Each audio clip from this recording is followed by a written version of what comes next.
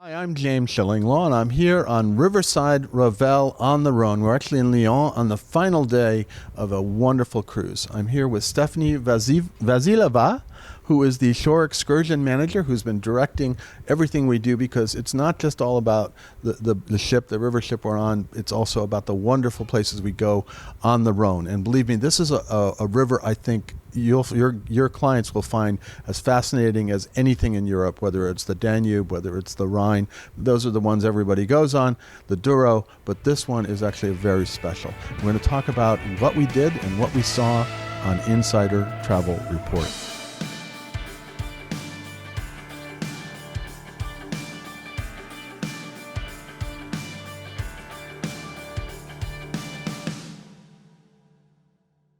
Stephanie, first of all, I want to thank you for really orchestrating all of these wonderful excursions we did every day. And I'm looking back now, and we did a lot, right? Yes, quite true. We were sailing on the south of the France, and I think that this region is one of the most beautiful and magnificent that you or any of our guests can adventure and to see in this region, actually. And you offer, every day you offer at least 2, maybe 3 or 4 different excursions and events, and also you have bikes that you can take out, e-bikes as well. We have a couple e-bike tours, but you can just do it on your own, and even kayaking we did. We're going to talk a little bit about that, and we're going to go kind of day by day, and you're going to see photos of the things that we did as I described them. Now, let's talk about day one, and you really, that first day we went to a fabulous place, Pont du Gard, which I've been to before, but this is a great way to see it. We took a bus to Pont du Gard, or you could take a kayak, or you could take an e-bike. So there's a lot of options, right? Yes, absolutely. I found this destination very spectacular. So, and we offer on our client's choice also active ways to go to visit this monument, this aqueduct. So you can go it by bus, as you mentioned before, or by kayaking. For the kayakers, the active ones, you can visit on the Ardèche River under the bridge, so you can see this monument from down of the hill. Or the active bikers, you can visit all around the area of Pont du Gard, and as well the monument by itself. So really spectacular views around this great. Well, it is a great Roman artifact, and it was an aqueduct that was built by the Romans, I think, BC. And one of the things, save a little energy, because you can actually climb all the way to the top and see where the water used to come through. And that's a bit of a hike, but I think we had a 81-year-old grandmother on board, and she did it all the way. We were surprised. Yes, this was great. This was absolutely great. How people really, to see something like this, are really getting excited and active. So this was a great experience as well. Yeah, it's great. So that was a wonderful experience in the morning. We came back, had lunch. We always have lunch. And then we were in Tabascan, which has a marvelous castle, which I got a chance to see and walk around. And it really is a stunning castle. We got a guided tour of it, and it wasn't too far away from. We actually walked to it. Yes, so the docking place was absolutely in the center of the town, and the walk distance was around 10 minutes to visit the whole beautiful, the best sightseeing points of the Tarascon, with the cathedral by itself, and after to continue the tour to the Chateau of Tarascon, one of the main signs, one of the main highlights in this place.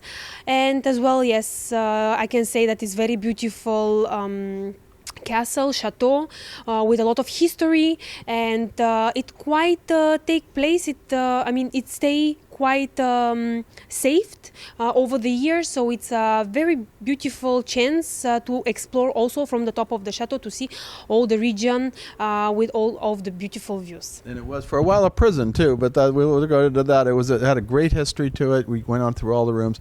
Then it was a very easy walk back and then we had dinner, because we always have dinner at the end. That's amazing. Now we're into day 2. And day 2, we went to Les Baux de Provence, which is a beautiful, well, we didn't go to the village right away, but we did a place where they have, I guess it was an old quarry. It's all these caves, and we saw a sound and light show that was very different. So talk a little bit about that, because that was very special. What I can say that this tour, the Les Beaux du Provence and the Carré du Lumière show is one of my favorite tours.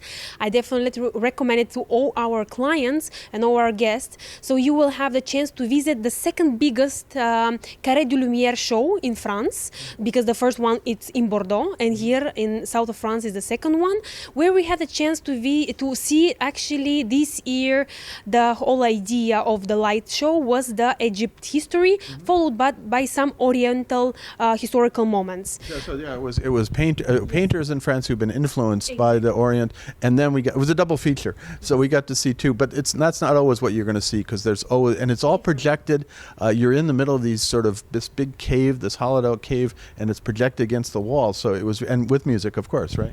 So you have the feeling that you are inside these creatures. It's a wonderful adventure and wonderful time to see it by yourself.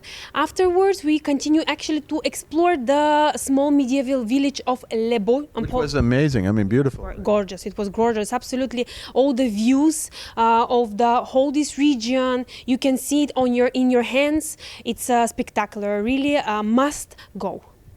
And then, so this was a full day. We actually, because of some search situations, we ended up doing even more. We then went from there to the incredible town of Arles, and talk about there, because this is one of the bigger Roman towns originally, and there's still some Roman monuments there. We had lunch there, and then we ended up going to, I think, the amphitheater, and yes, there is, I would call it the Colosseum, but they call it an arena, right? So tell us a little bit about that visit.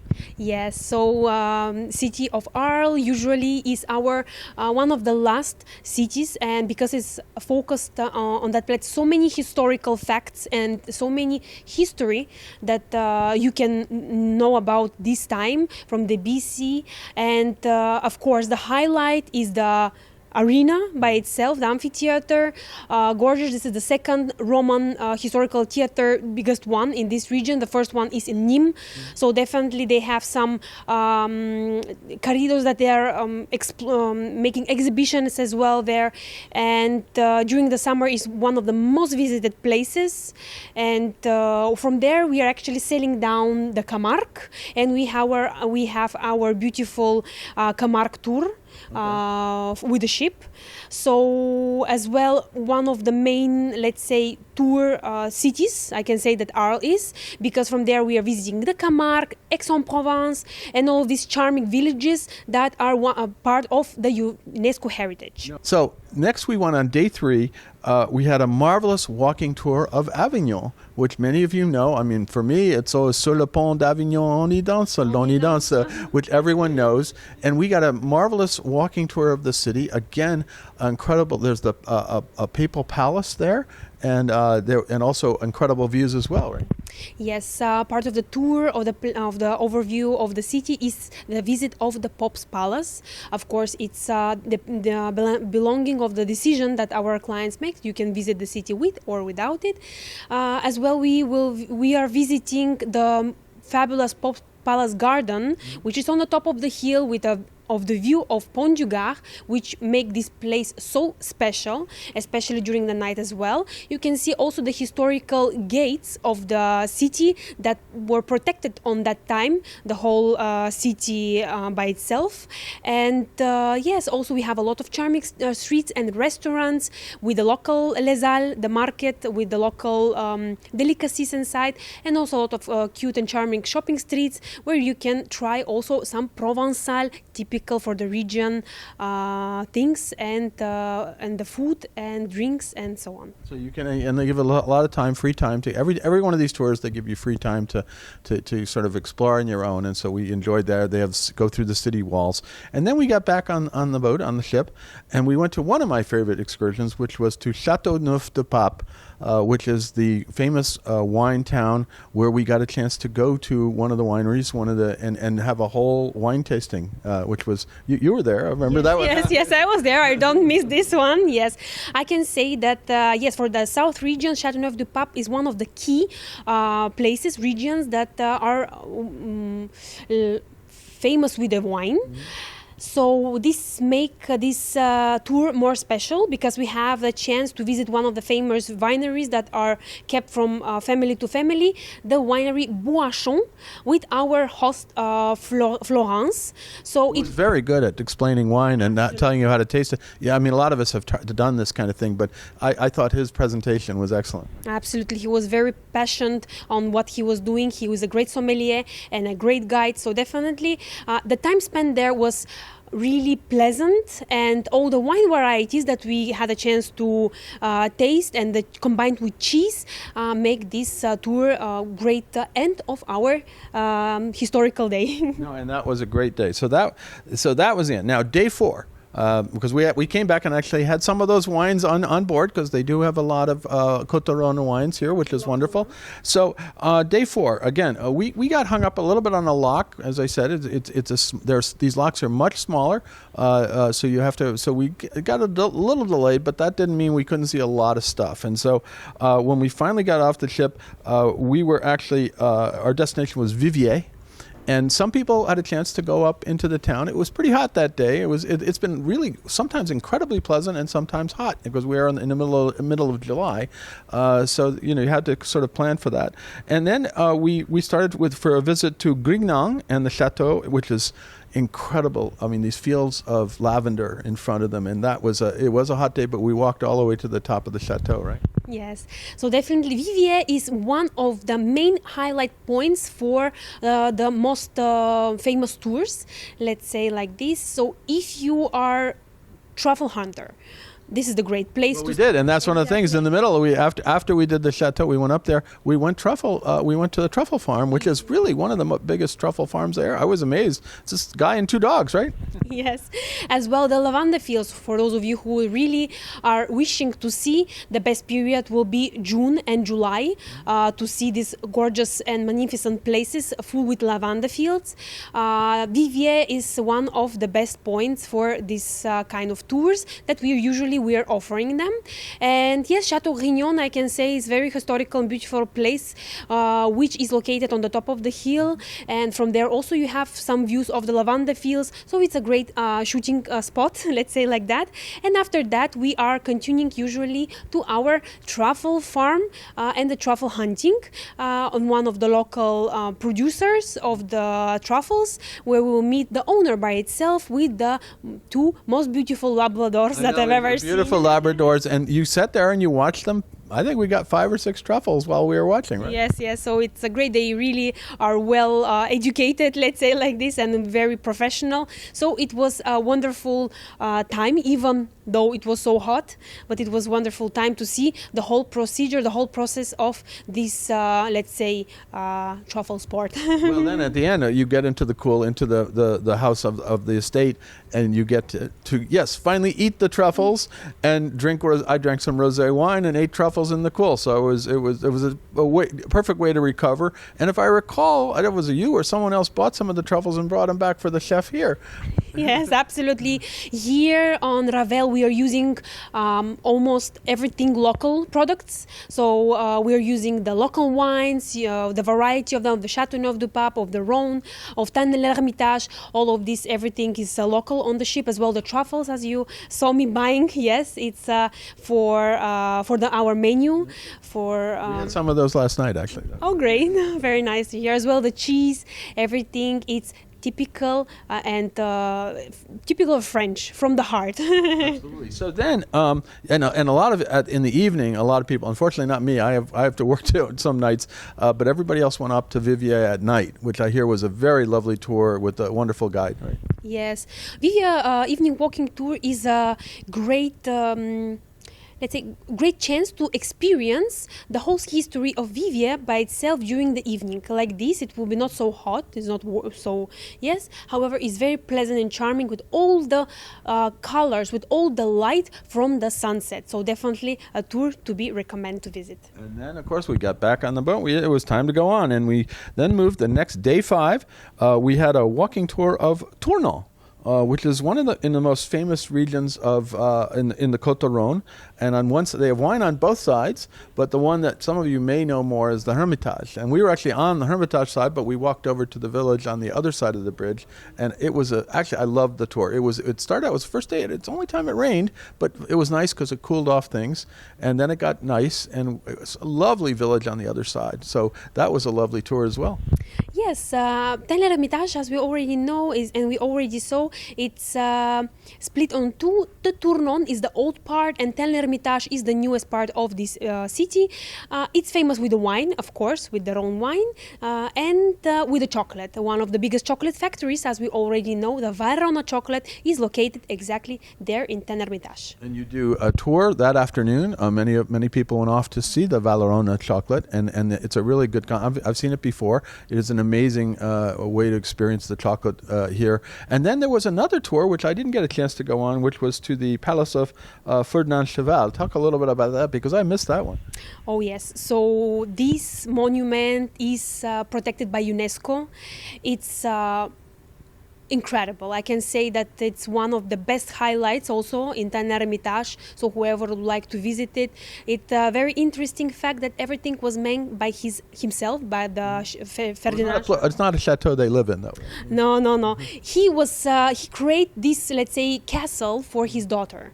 So it was a present for her, and he made everything by his own, with his hands. It take him more than 50 years to do it.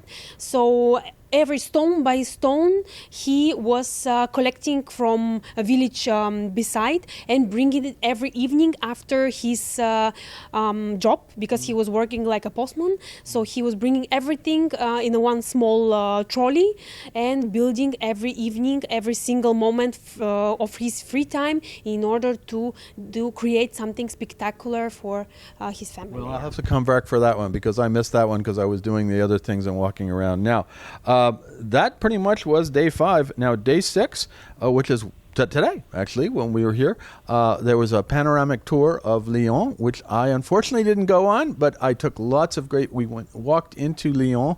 It's about, for us, about a 15-30 minute walk about to get there. It was a bit of a hike, but it was well worth it. And I wish I'd gone on the panoramic tour, because I know you probably went up to the heights up above Lyon, right? Yes, absolutely. As we already know, Lyon is the 3rd biggest city in France. It's the second gastronomic city as well. It's spectacular. One of my favorite cities on the Rhone River, I can say, because also it's it's passing through the Saône River, so where the Lyon is actually on both islands. And I can say you cannot visit Lyon only for 24 hours, definitely. No, it's worth the time. And actually, this is the terminus of this particular cruise. And so if you wanted to keep your clients here in Lyon for another day or two, yes, that's fine. Now, I've got one more tour left. We got one. In fact, it's coming up in just a little while. We're going to go into a bus and go see Beaujolais, which is the famous wine, and this is actually a little north of us, and we're going to get a chance, because this actually really is, they don't theme it as a wine cruise, but it's a wine cruise. So it's you get more varieties of wine, and Beaujolais, of course, is not really Côte de Rhone, but Côte de Rhone, I love Côte de Rhone wines. It's been amazing to experience all of them, and now to tap it off, to culminate with Beaujolais is really a way to end the tour in a nice way. Yes, we're continuing our afternoon with the Beaujolais wine region, where we'll take our bus from here, from Lyon, with the bus drive, let's say, around 40 minutes, and we will be able to explore the Beaujolais, all the vineyards, to meet the owner, to visit and to see all the process, how they're doing the wines, and after we have a degustation at the end, and free time, of course. Well, that sounds great. Now, we go out to about 125,000 travel agents, travel advisors out in the market. Anything you want to tell them about how to prepare their clients when they come aboard Riverside Revel? If you ask why someone need to come here in France and not anywhere else, I can say that since I changed the river, I would recommend every one of us and your clients to visit this part, the south of France, because this is really where I can say the the French heart is beating. This is the life here. All the sightseeing, all the cities that we are visiting on the Rhone River, the highlights, the food, of course, wine and cheese, the most popular delicacies in France. Really, everything this, if you combine, the memories are unforgettable. And the time that you spend here is just flying, like, it's incredible. So definitely is a recommendation from my side to visit France with Riverside Ravel, because you will be really obsessed after with this region. Yeah, you haven't had enough wine, truffles, great food. You really haven't been participating in this cruise, because it is just, you really get, it's an incredible experience. And the Rhone, I've always liked the Rhone, but haven't done it a lot, because, most people say, let's start with the Danube, let's do the Rhine. Hey, why not start with the Rhone, right? Definitely. I would say like that. Why not to start with the Rhone? It will be something that it will be unforgettable, and yes, you will keep your smiles all the way on this trip, and your cameras on. So welcome. Well, Stephanie, I want to thank you for taking the time. Thank you so much, and bon voyage. I'm James Schillinglaw, and this is Insider Travel Report.